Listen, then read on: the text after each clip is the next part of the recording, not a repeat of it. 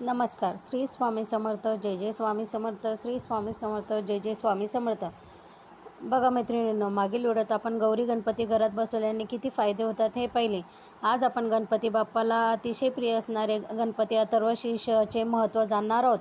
गणपती अथर्वशीर्ष पठणाने ज्ञान, शक्ती आणि शांती मिळते. जीवनातील अडथळे दूर होतात, पापांपासून मुक्ती मिळते आणि वाणीची सिद्धी प्राप्त होते. हे स्तोत्र भगवान गणेशाला समर्पित आहे आणि त्याच्या नियमित पठणाने सर्व प्रकारच्या सिद्धी प्राप्त करण्यास मदत करते. गणपतीला विघ्नहर्ता मानले जाते, त्यामुळे गणपती अथर्वशीर्ष पठणाने जीवनातील सर्व अडथळे आणि बाधा दूर होतात.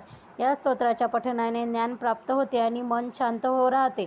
आपल्याकडून आदल्या रात्री केलेल्या पापांपासून मुक्ती मिळते आणि प्रत्येक व्यक्ती सर्व पापांपासून मुक्त होतो. गणपती अथर्वशीर्ष दररोज जप केल्यास किंवा विशेषतः मध्यरात्री जप केल्याने वाक्सिद्धी प्राप्त होते, म्हणजेच वाणीची शक्ती वाढते.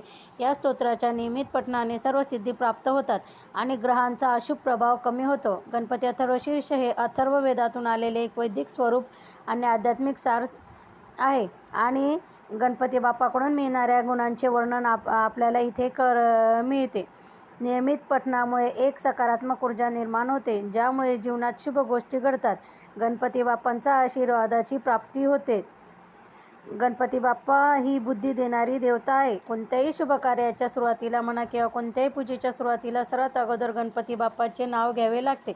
गणपती अथर्वशीर्ष म्हणजे काय, तर अथर्व म्हणजे स्थिर आणि शीर्ष म्हणजे डोके. मुलांचे डोके स्थिर ठेवण्यासाठी त्यांनी रोज गणपती अथर्वशीर्षाचे पठण केले पाहिजे.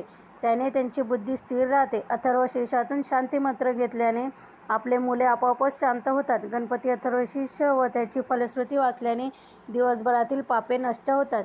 म्हणून मुलांनी रोज देवाजवळ बसून गणपती अथर्वशीर्ष वाचणे आवश्यक आहे आणि असंच सर्वांनीच सुद्धा गणपती अथर्वशीर्ष वाचणे आवश्यक आहे. हा व्हिडिओ तुम्हाला आवडला असेल तर जास्तीत जास्त लाईक करा, कमेंट करा, शेअर करा, सबस्क्राईब करा. तुमचे कुठलेही प्रश्न किंवा समस्या असेल तर मला कमेंट करून सांगा. मी तुमचे जरूर मार्गदर्शन करेन.